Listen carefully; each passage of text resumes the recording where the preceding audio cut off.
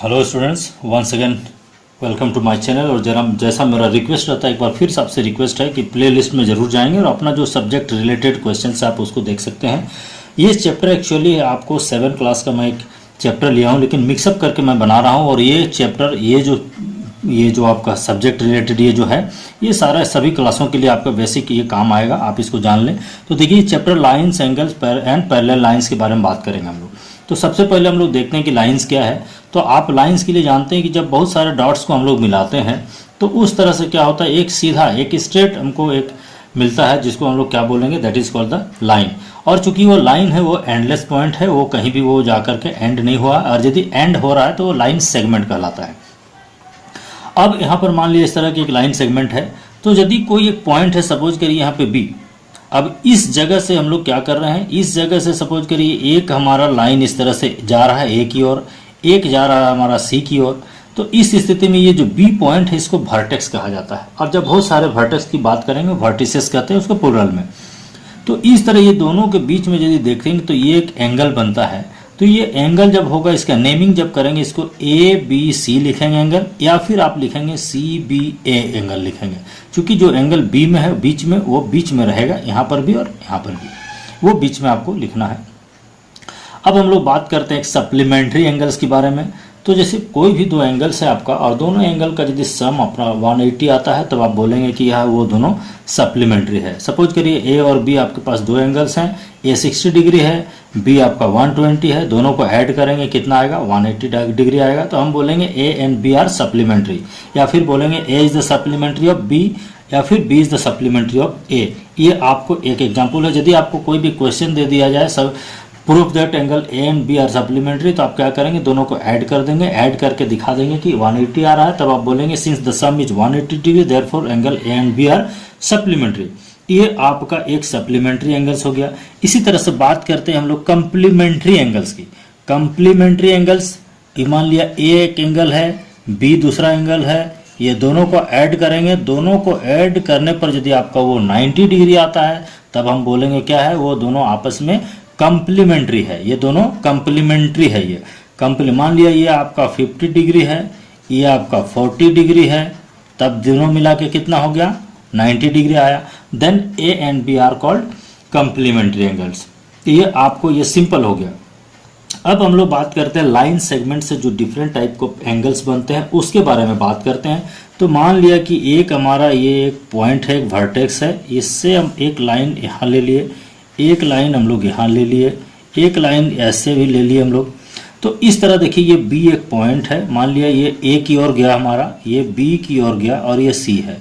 A B and सी तीन हमारा जो लाइन सेगमेंट्स ये जा रहा है, इस पॉइंट से ये तीनों गया। तो यहाँ देखिए एक एंगल ये मिलता है, एक एंगल ये मिलता है, दोनों मिलता है। तो ये दोनों आपस में, ये दोनों जो एंगल्स है, इसका नाम क्या होगा तब, एंगल ए बी, सॉरी यहाँ बी है तो ये सी, ये डी मान लिया आपको, ठीक है।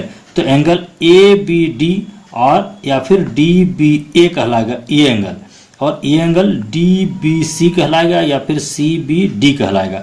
देयरफॉर आप बोल सकते हैं, इधर ही से यदि लेके चलते हैं तो एंगल ए बी डी, और ये हो जाएगा डी बी सी, ये हो गया एंगल डी बी सी। देखिए बी दोनों में बीच में है आपका, दोनों में क्या है, बीच में, मतलब बी के बारे में बात हो रहा है। बी दो पार्ट में बटा हुआ है, एक ये एक ये।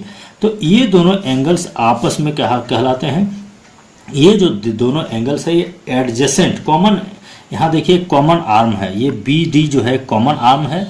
इस तरह से कॉमन आर्म में यदि दो एंगल्स बने हुए हैं तो दोनों आपस में, ये दोनों एंगल्स क्या कहता है, एडजेसेंट एंगल, एडजेसेंट, ये दोनों एडजेसेंट एंगल्स कहलाते हैं। इस तरह से जैसे कॉमन आर्म में बना हुआ है, वो आपस में एडजेसेंट एंगल्स कहलाएंगे। अब यही चीज, जैसे कॉमन आर्म मान लिए ये पॉइंट है, ये एक आपका इधर गया, एक आपका यहाँ पर चला गया, और एक सीधे स्ट्रेट लाइन इस पर है, ऐसे आया है। या फिर हम ऐसा कहें कि ये एक ही लाइन पर है, एक स्ट्रेट लाइन पर है, इसमें एक कॉमन पॉइंट है। इस पर यदि कोई एक आर्म हमारा यदि कोई रखा जाए तो यहाँ पर भी दो एंगल्स बनते हैं, ये और ये, यहाँ पर भी दो एंगल्स बनते हैं। और इस स्थिति में ये दोनों का जो सम होता है वो 180 डिग्री होता है।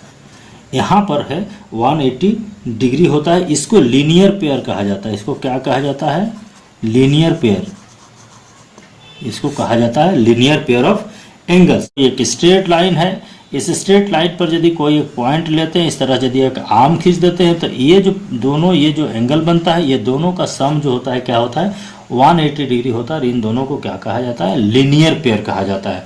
तो मान लिया यदि ये आपका यहाँ पर ए है, ये बी है, ये आपका सी है, ये आपका डी है, देन हो जाएगा एंगल ए बी डी ये, एंड देन प्लस ये आपका एंगल सी बी डी बोलेंगे चाहे डी बी सी बोलेंगे, यहाँ पर डी बी सी दोनों मिला करके ये आपका 180 डिग्री होगा। और ये दोनों जो है एडजेसेंट एंगल है यहाँ पर, लेकिन ये एडजेसेंट एंगल मिल करके कितना हो रहा है 180 हो रहा है, इसलिए ये क्या कहलाएंगे आपका लीनियर पेयर ऑफ एंगल्स कहलाएंगे। ये आपका लीनियर पेयर हो गया। तो देखिए हम लोग अब बात करेंगे एक और है वर्टिकली ऑपोजिट एंगल्स। तो देखिए यदि दो लाइन आपस में एक दूसरे को इंटरसेक्ट करता है, मान लिया एक लाइन ये सी ए सी एक लाइन है, दूसरा एक है आप बी डी, ये दोनों लाइन यदि आपस में एक दूसरे को यहाँ पर सपोज करिए ओ पर इंटरसेक्ट करता है, तब यहाँ पर क्या बनता है देखिए एक एंगल ये बनता है, एक एंगल ये बनता है, ये आपस में वर्टिकली ऑपोजिट कहलाता है। दूसरा एक बनता है ये बनाता है और एक ये बनता है, तो ये आपस में वर्टिकली ऑपोजिट एंगल्स कहलाता है।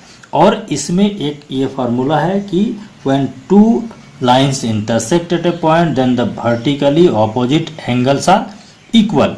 तो यहाँ पर समझ लेंगे कि ये जो एंगल है that is angle C O D, that is angle आप लिख सकते हैं C O D, that is equal to आपका क्या होगा B O A, that is equal to angle B O A. और उसी तरह ये एंगल को तो डी ओ ए आप यहाँ पे लिखेंगे angle D O A is side equal to C O B, that is angle equal to C O B.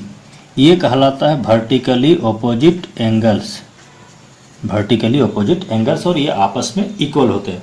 अब हम लोग देखिए ये पैरेलल लाइंस के बारे में बात करेंगे। और पैरेलल लाइंस में आप समझ लीजिए कि पैरेलल लाइंस आपका मैक्सिमम बहुत सारा जो कन्फ्यूजन है इसी से रिलेटेड है, और आगे जो भी आप थियोरम्स वगैरह पढ़ेंगे वो पैरेलल लाइंस पर बहुत ज़्यादा डिपेंड करेगा। इसलिए पैरेलल लाइन से जो डिफरेंट टाइप ऑफ एंगल्स बनते हैं पहले उसको आप बेसिक फंडामेंटल्स को पूरी तरह से अच्छे से आप जान लीजिए, आपको फ्यूचर में कोई परेशानी नहीं होगी। तो मान लिया कि एक ये लाइन है, एक दूसरी लाइन हमारी ये है, दोनों पैरेलल लाइंस तब कहलाते हैं जब आपस में दोनों का जो डिस्टेंस है वो सेम होता है, और वो कभी भी आपको कितना भी लंबा दोनों को खींचा जाए कभी आपस में एक जगह पे नहीं मिलेंगे, तो उनको कहा जाता है पैरेलल लाइंस। तो एक मान लिया ये जो एक ये लाइन आपका पैरेलल लाइंस है, मान लिया ए बी, ये दो पॉइंट होके एक लाइन जा रहा है जो कि आपका ए बी है, या फिर आप इसको एल ले सकते हैं, इसको एम ले सकते हैं, आप ऐसा भी बना सकते हैं, कोई दिक्कत आपको नहीं है। उसी तरह से ये मान लिया आपको सी डी भी बोल रहे हैं हम लोग ताकि कोई परेशानी नहीं हो, मतलब समझने में आपको। तो यदि ए बी और सी डी चाहे एल या एम दो आपको पैरेलल लाइंस है, और ये जो एक लाइन है मान लिया इसको आप एन मान लेंगे, ये एक लाइन है, इसको क्या बोला जाता है, इसको इंटरसेक्टिंग जो है इंटरसेक्टिंग लाइंस है, ये आपको जो है ये ट्रांसवर्सल लाइंस इसको कहा जाता है, हिंदी में तिर्यक रेखा कहा जाता है।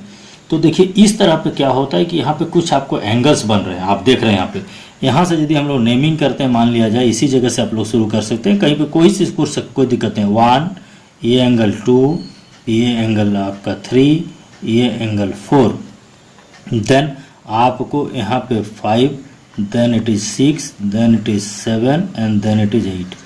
तो इस तरह से देख रहे हैं यहाँ पे यदि आपस में दो जगह पे कोई ट्रांसवर्सल लाइन एन जो है दो जगह पे यदि ये लोग को क्या करता है इंटरसेक्ट करता है दो अलग अलग जगह पे, तो इस तरह से टोटल हमारे 8 एंगल्स बनते हैं।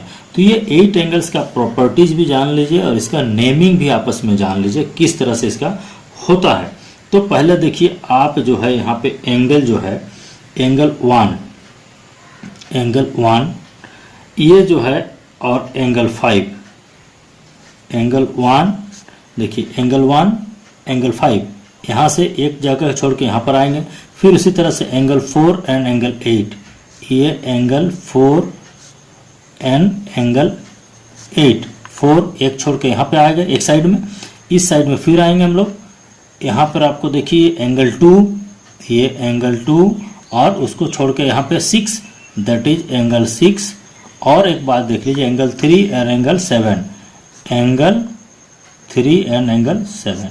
ये जो आपस में जो पेयर है ना, ये बोला जाता है इसको कॉरेस्पॉन्डिंग एंगल्स। ये क्या है, आपस में कॉरेस्पॉन्डिंग एंगल्स है। ये क्या है, कॉरेस्पॉन्डिंग एंगल्स, आपस में जो है ये कॉरेस्पॉन्डिंग एंगल्स।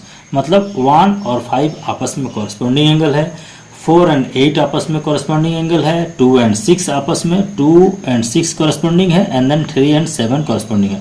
और ये आपस में एक बात जान लीजिए, जब ये पैरेलल लाइंस की बात होती है तो ये आपस में इक्वल होता है। That is angle 1 equal to angle 5, angle 4 equal to angle 8, angle 2 is equal to angle 6 and angle 3 is equal to angle 7। ये कॉरेस्पॉन्डिंग एंगल्स है आपस में, और कॉरेस्पॉन्डिंग एंगल्स जो है आपस में क्या होता है, इक्वल होते हैं। अब बात करते हैं, देखिए यहाँ पर सबसे जो alternate interior angles, alternate interior angles की जब बात करेंगे तो आप समझ ले, या तो ये इस तरह से जेड का फॉर्म में लेंगे या फिर इस तरह से उल्टा एस का फॉर्म में लेंगे। तो ये एंगल और ये एंगल अल्टरनेट इंटीरियर कहलाएगा, ये और ये अल्टरनेट इंटीरियर एंगल कहलाएगा। तो आप यहाँ देख लीजिए, यदि इधर से हम लोग लेते हैं तो ऐसे जाएगा, फिर ये ऐसे आएगा और फिर ऐसे जाएगा, तो ये जेड बनेगा। मतलब ए यहाँ पर जाएगा, फिर यहाँ पर जाएगा, फिर यहाँ पर जाएगा, तो ये जेड। तो ये 3, ये कोना आपको मिलेगा 5। देखिए ये 3, ये 5। तो यहाँ पर आप क्या देखेंगे, angle 3 is equal to angle 5, ये एक मिलेगा आपको। दूसरा, आप इधर से जब जाएंगे ऐसे होके एस जब बनाएंगे तो 4 और ये 6, दैट इज आपका हो जाएगा angle 4, that is equal to angle 6 होगा। इसको कहा जाता है alternate interior angles, alternate interior angles. ये आप हमेशा जेड या उल्टा तरफ का एस के फॉर्म में आप जब देखेंगे तो ये आपको मिलेगा, और ये आपस में इक्वल होते हैं जब पैरेलल लाइंस की बात होती है, ऐसे नहीं। अब अल्टरनेट एक्सटीरियर एंगल्स की जब बात करेंगे तो उसके बारे में आप देखिए, यहाँ पे जो है अल्टरनेट एक्सटीरियर मतलब उसी तरह का फॉर्मूला चलेगा आपका। यहाँ पर जो जेड के बाहर में रहता है उसको देखिए, यहाँ पर से आप ऐसे चलते हैं तो ये और ये इक्वल हुआ, तो ये एक्सटीरियर बाहर में बच गया, ये बाहर में बच गया, दैट इज ये आपको क्या हो गया, दैट इज आपको एंगल 2 और एंगल 8 ये हो गया। इधर में देखेंगे तो आपका ऐसे जब जाएंगे तो ये छूट गया, यहाँ 7 छूट गया, that is angle 1 and angle 7। इनको कहा जाता है एक्सटीरियर, सॉरी अल्टरनेट एक्सटीरियर। अब कंसिक्यूटिव जो एंगल्स है उसके बारे में आप जान लीजिए, 3 और 6। देखिए यहाँ पे ये पैरेलल लाइंस है, ये पैरेलल लाइंस है, ये ट्रांसवर्सल लाइन इसको काट रहा है, तो ये जो कोना ये बच रहा है, ये मतलब ये दोनों लाइन का एक साइड वाला एंगल। और इसी तरह जब आप ये जाएगा तो ये एंगल और ये एंगल ये आपस में क्या होगा, ये सब कंसिक्यूटिव जो है इंटीरियर एंगल्स कहलाता है। तो यहाँ पर क्या होगा, 3 और 6 एंगल जो है सो 3 एंड एंगल 6, और दूसरा क्या है आप देखिए यहाँ पर 4 और 5, ये आपका आएगा एंगल 4 एंड एंगल 5। ये जो है ये आपस में क्या कहलाएगा, ये सब कहता है पेयर्स ऑफ कंसिक्यूटिव। इस तरह से जो है आप इतने ये तरह का नाम है, इसको आप याद रखेंगे। और प्रॉपर्टीज भी इसका आप जान लीजिए, इसका प्रॉपर्टीज वही है, इफ 2 पैरेलल लाइंस, यदि ये पैरेलल लाइंस है are intersected by a transversal line, then क्या होगा कि जितने भी आपका कॉरेस्पॉन्डिंग एंगल्स होंगे वो आपको क्या होगा, इक्वल्स होगा। दैट इज आपका जो कॉरेस्पॉन्डिंग एंगल हम लोग फर्स्ट लिखे हैं ना, 1:5, 4:8, sorry 4 equal to 8, 2 equal to 6 and 3 equal to 7। ये कंसिक्यूटिव जितने भी पेयर्स है वो आपस में इक्वल होंगे। उसी तरह जो इंटीरियर अल्टरनेट जो इंटीरियर एंगल्स होगा, अल्टरनेट जो इंटीरियर एंगल होंगे ये आपस में इक्वल होंगे। तो देखिए यहाँ पर क्या था आपका, ये देखिए 3 और 6, तो इस तरह। और जो ये आपका ये कंसिक्यूटिव जो इंटीरियर एंगल्स है उसका प्रॉपर्टी क्या है कि मतलब sum of 2 consecutive angles, that is pair of consecutive angles, that is always equal to 180 degree. इतना आप जान लें।